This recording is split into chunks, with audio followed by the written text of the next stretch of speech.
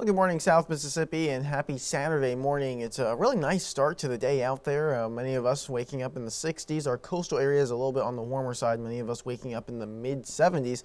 And we do have a couple of stray showers out there. You can see one right there, the Hancock Whitney camera over in Gulfport, a small shower out in the Sound at the moment. And well, most of these are moving north and will continue to do so as we go through the rest of the afternoon hours. Now, let's take a look at temperatures across the area right now, just after 9 a.m. And many of us are seeing conditions in about the mid to upper 70s. Some of us, especially along the coast, already up around 80 degrees or higher. And you're going to notice the humidity is a lot higher than the past couple days as well. We'll stay nice and humid today, and we'll also have a little bit more cloud cover than the past several days as well. That forecast for today.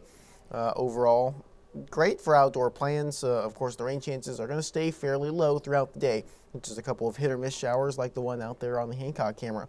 But looking at the temperatures, most of us will be right around those mid to lower 80s as we move into the afternoon hours. It will get a little breezy as well. Winds out of the southeast could be around 10 to 15 miles per hour. Gusts may be as high as 20 to 25 miles per hour at times. Here's what that looks like. Those winds, once again, coming out of the southeast throughout the day today, slowly getting stronger throughout the day. There's noon right there with winds. Now, once again, around 10 miles per hour, increasing to about 10 to 15 into the afternoon and evening hours. Of course, the wind gusts are going to be higher as we move into those evening hours, gusts around 20 to 25 or even higher possible. Going into the overnight hours, we do have a line of showers and storms arriving, and those could bring those higher gusts and the wind speeds as well. Looking at the radar right now, not too much out there at the moment. There's that shower that we saw on the Hancock Whitney camera that is there in the Sound, just crossed Ship Island there. And well, we could see a couple of showers throughout the day. You can see another one there very close to Ocean Springs over in Jackson County. And well, throughout the day, just like these, some very, very spotty, very small hit or miss showers. Those will be possible as we go into, especially throughout the afternoon hours. That's where they maybe start to become at least a little bit more numerous. But we are talking about a severe weather risk for tomorrow morning. Now, you'll notice the slight risk has been expanded a little bit to include the Hattiesburg area just to our north. That's the level 2 out of 5. All of South Mississippi still within the marginal risk, level 1 out of 5. Now, if we zoom out a little bit, you'll see the very large slight risk area, that level 2. Most of the stronger activity is expected to remain well to our north through portions of Arkansas, Tennessee, and Mississippi and Louisiana as we go through the day today.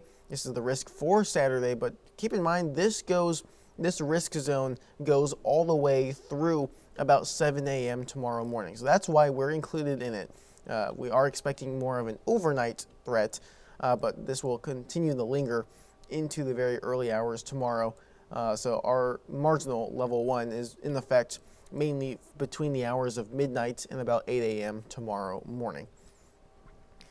Let's go ahead and talk about what the risks are. Of course, it's a marginal. It's a level 1 out of 5, so not a very high-end risk, but we do have the potential for those damaging wind gusts because along a cold front, we do have those several storms working together. Some of them could produce some stronger winds. Not all of them, but at least some of them definitely could. We're also going to be talking about the risk for an isolated tornado or two. The risk for hail is extremely low. I would maybe even put it a little bit lower than anything else that we're expecting. Let's go ahead and put this all together on a futurecast. So as we go through the day today, you'll notice once again a little bit more cloud cover, the potential for maybe a few showers, especially in the afternoon hours. Then we go into the evening and the overnight hours. This is where things will start to ramp up a little bit. You can see here, especially to our south and west, this cluster of storms way out ahead of the cold front. Those are the ones that we're going to be watching for that maybe quick spin-up tornado potential. Those will start to shift their way into South Mississippi as we go through very early tomorrow morning. This is about 2 o'clock in the morning. And you can see some clusters of storms. They might start to flare up a little bit out way ahead of the cold front. You can see the cold front itself way back here in Louisiana and central and northern Mississippi. But it's these guys, these little stray storms out ahead of the front, scattered showers and storms there. Some of them could get strong. There is some low-end tornado potential with a few of those. Then we keep going into the very, very early hours. So if this is 2 a.m. on Sunday, let's go a little bit further ahead. This is now about 4:30 in the morning. That's when that main line does start to arrive. And with these, you're going to notice it's not a solid, complete line of storms. You have some breaks in these, so not everyone will see the direct impacts. Maybe you don't even get the heaviest rain. Maybe you go right in between two storms, or two storms pass around you, and you don't really get much rain at all. But the risk for those stronger winds, maybe another spin-up tornado or two, that would be with some of these stronger cells within that main line.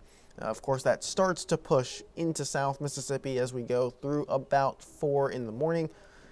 This quickly shifts through the area. By about 6 or 7 o'clock, you can start to see this does make its way across the area fairly quickly.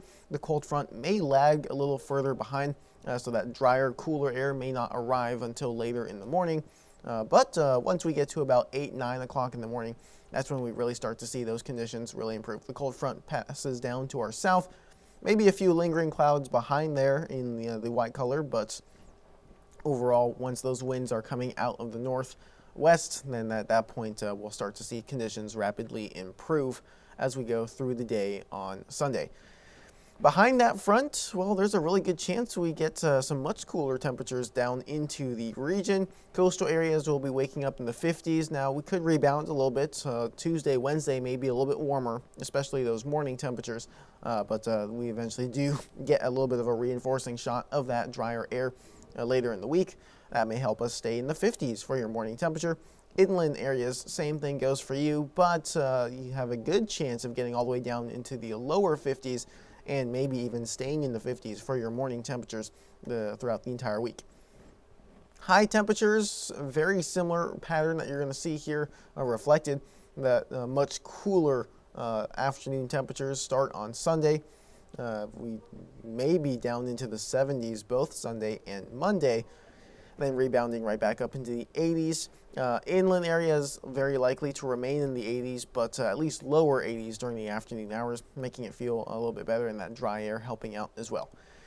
Looking at the tropics, not much going on out there right now. We do have a tropical wave moving into the Caribbean that should arrive within the Caribbean by about the middle of next week.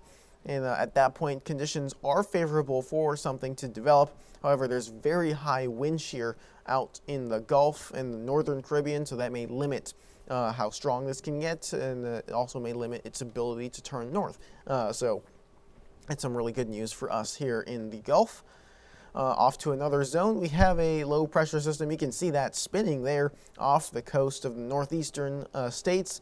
Overall, a very, very low chance of development with this one as it continues to swirl there in the northeast or northwest Atlantic, I should say. Next name on the list would be Melissa and Nestor after that. Of course, as we are slowly winding down hurricane season, less than a month left in the season. Coming up, you have an opportunity to see a comet in the night sky. Very similar to last year. This photo actually was sent in by a photographer to the WLOX First Alert weather app back last year when we had a comet make a very close pass. Very similar setup here. You're going to be looking at the southwest sky about an hour or two after the sun goes down. It'll be brightest on October 21st because that's when it's closest to Earth. And it should show up as a small green star in the sky. And the tail will not be as long as it was last year, as seen in that image there. But it should still be a really good sight, especially if you're using binoculars or a telescope. For naked eye viewing, it's going to be a little bit harder to find. Of course, last year's was much brighter and much closer to Earth. So you will have to probably bring binoculars or a telescope in order to get a really good view of this comet this time. Looking at the 7-day forecast here in South Mississippi, we look pretty good the next couple of days. Now, just keep in mind, early Sunday morning, that's that potential for there to be a couple strong storms, some of which could become severe. We'll be tracking that here, especially on air, if we do get some severe weather. But then by the time we get later into the morning, by midday Sunday, things really start to clear back out. We go right back to fall-like conditions with those clear skies and the potential for much cooler temperatures as we head into next week.